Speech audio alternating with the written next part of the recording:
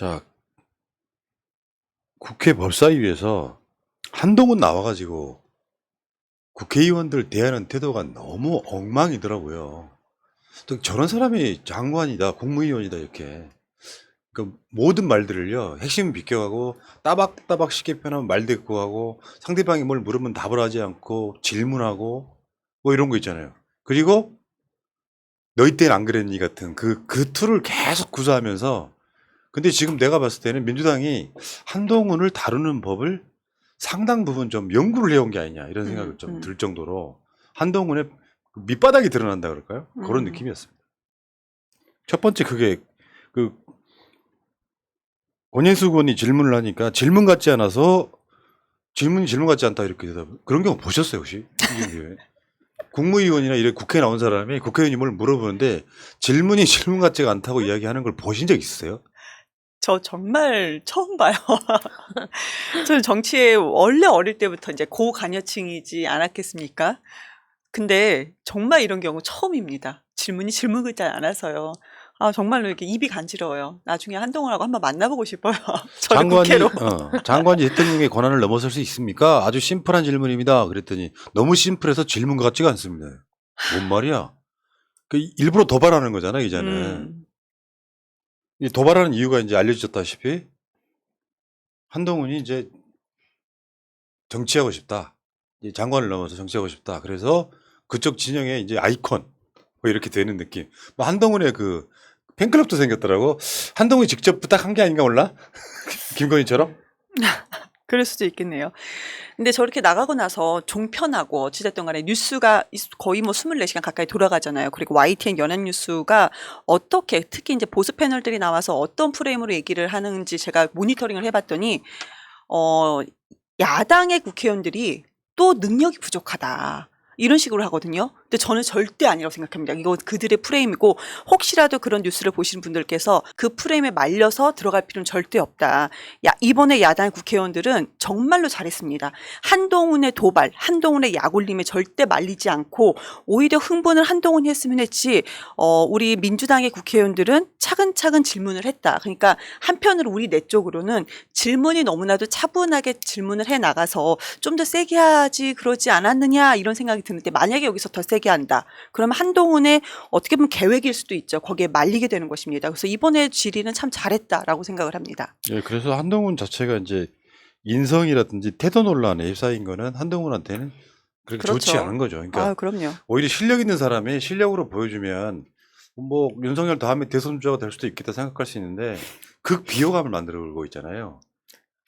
저 사람들에게 내용보다 가장 먼저 전달이 되는 게 태도잖아요. 그래서 윤석열이 처음에 사람들한테 막 인식이 될 때 도리도리 논란 뭐 이런 것들 바로 바로 그 눈에 보이는 것들 사람들에게 쉽게 다가오는 게 바로 인성과 태도인데 비아냥대는 말투와 품격 없는 태도가 너무 돋보인 모습이었고 정말 장관 같지 않더라고요. 네, 그건 돋보이는 걸 되게 좋아해요.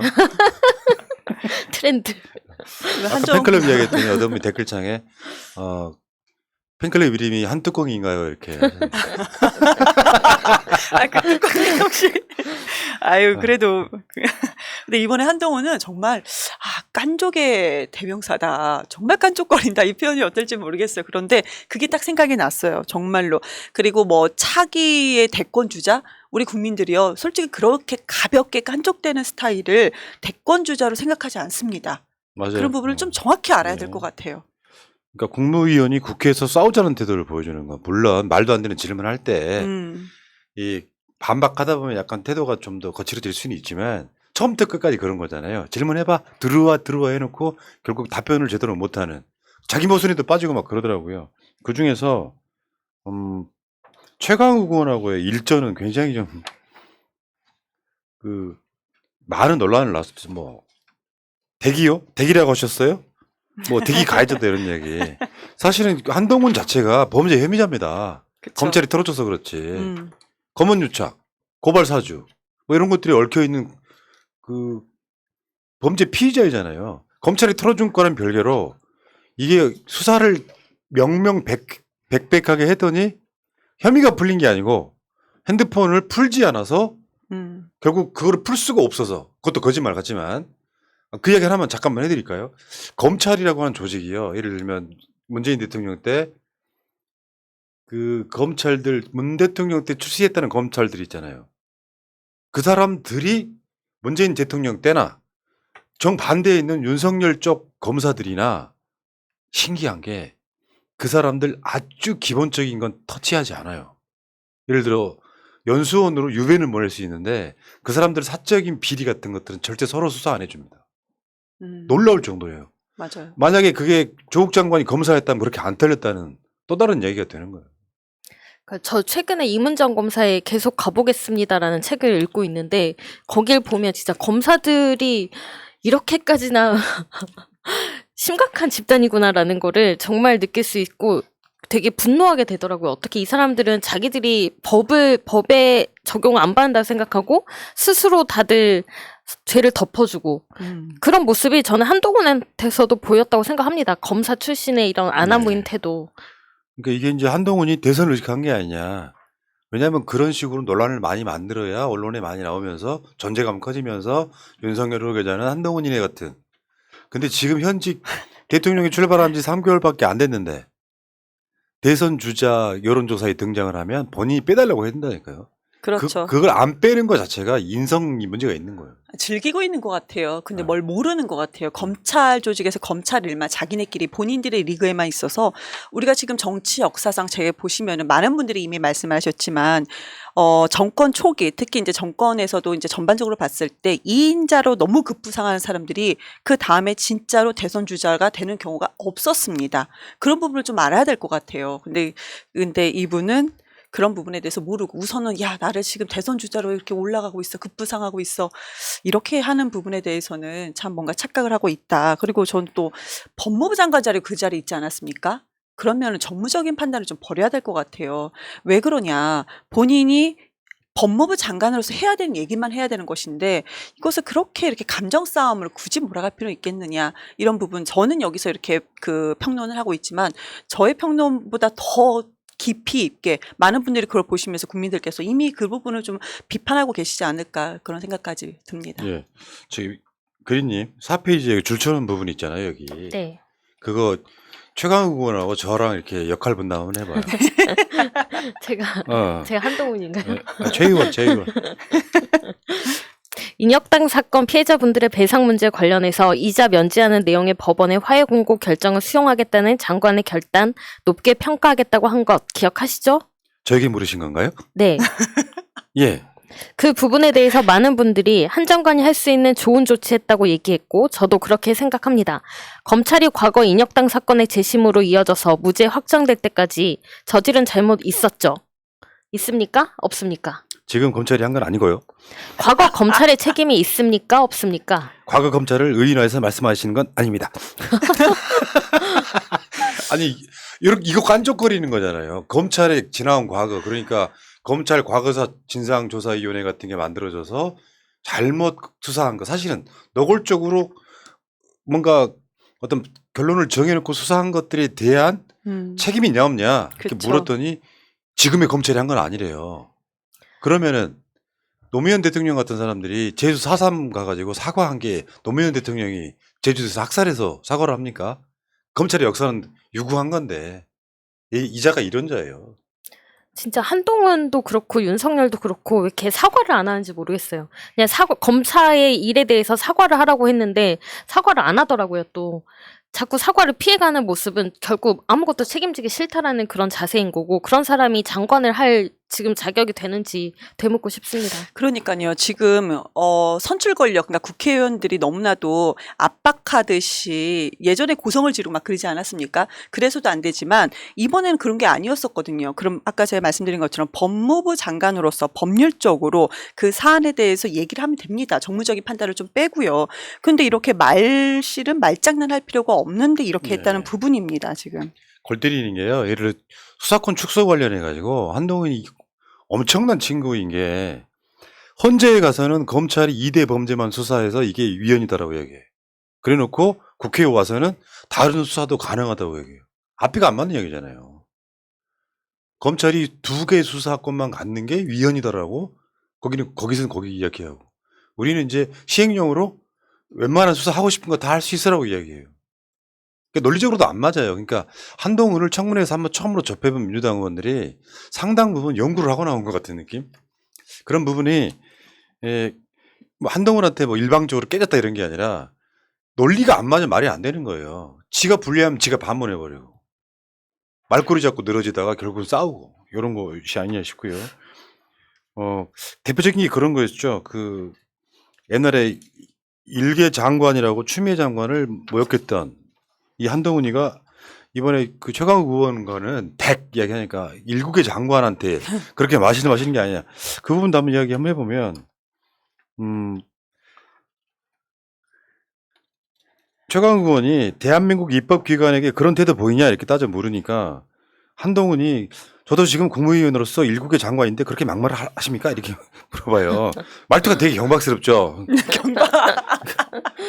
입법기관한테 그런 태도를 보이느냐고 하니까 일국의 장관한테 그런 태도 보이느냐. 부부싸움 하면요. 집안의 살림 다 날아가 이렇게 따지면은 말꼬리 잡는 거 나 제일 싫어하잖아. 맞아요. 보통 이렇게 컨텐츠가 없는 사람들이 말꼬리를 잡고 너는 안 그랬어라고 따지고 이러는데 한동훈이 딱 그랬고요. 그다음에 한동훈이 그 이동재한테 얘기했던 게 일개 장관이 헌법상 국민의 알 권리를 뽀샵질을 하고 앉아 있어 뭐 이렇게 품위 없는 말투로 얘기를 했는데 왜 그때 그 장관은 다르고 지금의 장관 또 다른 거 보니까 이런 식의 내로남불이 너무 만연해 있다라는 게 정말 화가 납니다. 그때 그 한동훈이 채널A 기자랑 주고받은 대화 녹취록에 대해서 이거를 이제 추미애 장관이 공개를 좀 했었어요. 그러니까 그때 했던 말이 일개 장관이 헌법상 국민의 알 권리를 포샵질을 하고 앉아있다. 기억들 나시죠? 포샵질. 국민의 알 권리가 나중에 알아도 될 권리야. 로또도 나중에 알고 먼저 아는 게 차이가 얼마나 큰 건데 당연히 알 권리의 핵심은 언제 아느냐. 다 뭐 이렇게 이제 얘기했던 바 일개 장관이라고 그 정말 네, 정말 그 일개 검사가 법무부 장관한테 대들던 자가 국민의 대표인 국회의원이 여러 이야기를 하니까 그러니까 일개 장관이 국회를 무시하냐고 물어보니까 나는 일국의 장관이다. 좀 희한한 캐릭터 아니에요? 이게 지금 가만히 보면 한동훈이 왜 저럴까? 근데 윤석열 대통령이 그전에 그 스타 장관 나와야 된다. 그런 얘기 기억하시죠? 그래서 본인이 마치 스타 장관이 되기 위한 것은 아닌가. 그러니까 나 일국의 장관이야. 이런 식으로 하면서. 그런데 우리 이거 좀 봐야 될 것 같아요. 지지율이 왜 이렇게 빠졌는가? 이 지지율이 빠진 부분. 진보층에서는 빠지는 것이 아니고 중도층에서도 많이 빠졌고 보수층에서도 3분의 1의 지지율이 빠졌습니다. 그럼 그 부분에 대해서 법무부 장관이 지금 그러니까 지지율이 빠지는 부분에 대해서 우리가 국민들이 얘기하신 부분은 첫 번째는 윤석열 본인이 문제다. 그리고 두 번째는 김건희 씨의 어떤 비호 감도가 높아. 그리고 그 전에 더 많이 나왔던 게 인사 문제 아니겠습니까? 근데 본인이 인사검증단을 또 이끌었던 사람이에요. 그럼 그런 부분에 대해서 좀 정확하게 제대로 얘기를 했었더라면 뭐 사과까지 바라지 않습니다. 그러면 이렇게까지 이렇게 비난받지 않을 텐데 지금 보수층의 3분의 1까지 빠졌는데 그 보수는요 오히려 더 이런 태도에 대해서 더 자세히 볼 것입니다. 오히려 더. 그런데 이렇게 깐족대고 가벼운 말장난을 하는 사람은 절대로 스타로 생각하지 않을 거입니다. 예, 말장난 좋다. 근데 그 한동훈 관련해서 이번에 그 한동훈 미국 갔다 왔잖아요. 미국 출장비 공개하라고 했더니 공개를 거부했습니다. 법무부가 공개를 거부한 이유가 국익을 해칠 우려가 있다. 에이, 참. 네, 일국의 장관이 미국까지 가서 미국 법무부 장관조차도 못 만나고 온 게 이게 말이나 되는 겁니까? 그거 제가 국익을 이미 해치웠는데 왜 그 경비나 이런 것까지도 공개를 못 하는지 이해할 수가 그거 없습니다. 좀 이해가 안 돼요. 7박 9일간 4,800만 원을 사용한 거 아니겠어요? 그러면은 이것이 또 거기서 얘기했던 이유가 뭐냐면 왜 공개를 못 하겠다 이유가 뭐냐면 국가 안전 보장 관련해서 국익을 그 이익에 해칠까 봐 내가 공개를 못 하겠다라는 겁니다. 우리가 법무부 장관 못 만나서 관련자를 만났다 하더라도 그럼 그 내용을 공개해 달라는 게 아니지 않습니까? 최소한 비행기 값, 호텔비, 식사비 이런 부분에 대해서는 좀 공개를 해달라. 왜? 이거 국민 세금으로 사용한 거 아니겠습니까? 그런 거 국민이 내는 세금을 당신들이 왔다 갔다 7박 9일 동안 4,800만 원을 썼는데 어디에 썼는지 구체적인 만나서 했던 내용을 얘기해달라는 것이 아니고 최소한 당신들이 우리 세금을 사용을 했으니 내 돈을 사용을 했으니 그 돈에 대해서 어디에 사용했는지 좀 밝혀달라는 것인데 이것이 무슨 뭐 국가 안전과 관련돼 있다. 말도 안 되는 또 말장난을 또 했습니다. 그게 7박 9일간 4,800만 원 썼거든요. 그러면서 애들이 했던 말이 경비를 절감했다 그랬어요. 맞아요. 실무 인원만 가서 경비를 절감했다 그랬어요. 경비를 절감 진짜로 그런 상황이라면 지출 내역을 공개할 수 있는 거잖아요. 그렇죠. 근데 지금 공개를 안 하고 있는데 당시로 한번 돌아가 볼까요? 이런 의혹들이 제기되고 있을 때예요. 한동훈 처가 4명 연루 허위 스펙 네트워크 분석해가지고 한동훈이 워싱턴 DC에 도착하고 이제 한국 돌아오는 거 합치면 7박 9일 일정으로 갔었던 거고요. 그다음에 출장 계획서하고 출장 결과가 너무 달라서 실제 출장 계획서에는 뭐 미국 법무부 장관을 만난다 같은 소리 하고 있다가 연방 법무부 장관 만난다고 계획이 있는데 확정도 안 된 상태에서 갔던 거예요. 급하게 뭔가를 가는데 왜 가냐라고 하니까 미국 법무부 장관을 만난다라고 해서 그게 명분이 돼서 갔단 말이에요. 그렇죠. 선제 시스템 뭐 견학하겠다고 하면서. 근데 실제로 만나지도 못했어요. 출장 경과는 그렇고요. 그 출장 일정을 보면 비어 있어. 7월 2일, 7월 3일 이렇게 비어 있어요. 여기서 뭐 했느냐. 여기서 지금 하다못해 4천 아까 800만 원에서 여기서 쓴 비용은 없느냐. 뭐 이런 것들이 의혹인데 국익을 해칠 우려가 있어서 공개 못하겠다 이러고 있는 거예요 지금. 너무 웃긴 게 우리가 지금 법무부 장관을 만나러 갔다. 근데 법무부 장관 못 만났어요.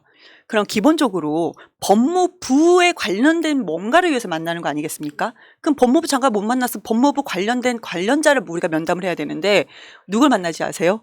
외교부 고위 관계자를 만났어요. 이게 전혀 맞지 않다는 겁니다. 그러니까 미국에 간 명분이 실제로는 따로 있지 않느냐. 그렇죠. 그러니까 미국 연방 법무부 장관을 만나러 간다고 해놓고 뭔가 대충 그러니까 수박 거달기 뭔가를 하고 나머지 시간에는 뭔가 다른 짓을 하는 게 아닐 거냐. 근데 그것을 국민 세금으로요. 네. 그러니까 이 내역을 공개를 하게 되면 내가 국익을 해쳤다라는 것을 증명하는 꼴이 되니까 공개를 하지 못하는 거죠. 야, 그 비어있는 일들과 지출된 진짜 내역을. 간사한 사람이네요. 예. 자, 이게 한동훈입니다. 한동훈이 실제. 그 누가 그런 이야기 하시더라고. 저도 동감하는데요. 한동훈이 똑똑해 보이죠. 윤석열을 비교하니까 똑똑해 보이는 거예요. 맞습니다. 한동훈 자체에 이제 그게 나와버렸어. 얘 견적이 나온 거예요. 국회에서 몇 번 답하다 보니까. 맞아요. 아, 저렇게 답하는구나. 아, 네 스타일이구나, 그게. 근데 그게 어떤 팩트로 조지는 게 아니라 딱 그거잖아. 한동훈 스타일이. 네 때는 안 그랬어? 맞아요. 나도 개판 칠 거야, 이거잖아요. 지금. 몰리면은 니네는 안 그랬어? 이런 것인데. 그러니까 윤석열은 사람이 모자라니까 그 행동이나 말투나 이런 것들이 분통이 터지는데 사람이 모자라서. 한동훈은 기고만장에 깐족되니까 그래서 또 더 분통이 터집니다. 진짜. 더 웃긴 것은 누가 봐도 부족해 보이는 게 보이는데 본인이 또 만렙이에요. 만렙. 본인이 지금 뭔가 이렇게 잘하고 있다고 생각을 하는 것 같아요. 그런 부분, 그런 오만한 부분, 그리고 오만한 착각, 그런 부분 국민 다 보고 계십니다. 예. 글로벌한 장관 아니겠어요? 영어를 잘하는 장관이요. 글로벌한 그래서 법무부 장관, 영어를 잘해서. 아이고, 이제 견적이 딱 나왔어. 얘 루틴이 보이잖아, 이제. 이제 한동훈 맞는 일밖에 없어요. 이번에 그 루틴을 그대로 쓰려다가 지금 두들겨 맞고 사람이라는 게 이런 게 있거든. 그런 자리에 가면요. 흥분하는 사람이 지는 거예요.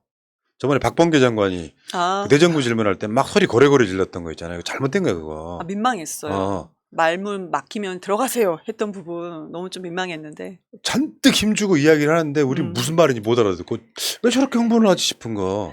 근데 지금 한동훈이 또 오히려 흥분해서 인성과 태도 논란에 휩싸였다. 그리고 미국 갔다 온 내용 공개하시죠? 국익을 해칠 우리가 뭘까요, 그게?